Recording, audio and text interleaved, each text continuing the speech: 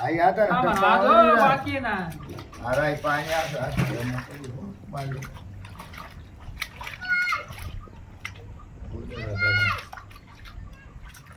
मधला डब्बा मागे राहत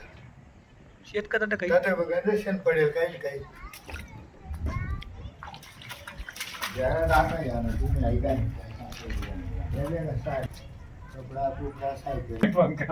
असू ना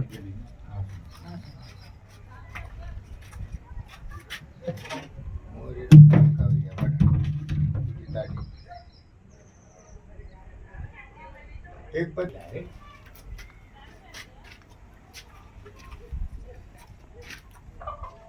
पान गाण मग आली ना सत ना त्यामुळे इथलं वर्गर झाली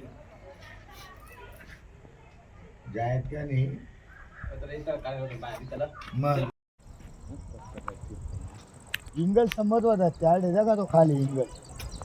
2 इंगल खाली एक वर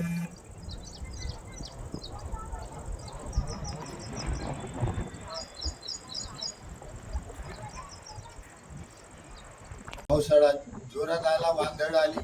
त्याच्यामुळे माझे जे घरकुल भेटलेलं होतं सरकारकडून त्यांना पत्र वगैरे बरोबर टाकले होते वरून पण पावसामुळे सगळे उडून शेणी तिकडे बाजूच्या गल्लीमध्ये नदीच्या किनाऱ्यावर जाऊन पडले त्याच्यामुळे आता सरकारने आम्हाला काहीतरी मदत करायला पाहिजे अशी माझी नम्र विनंती सरकारला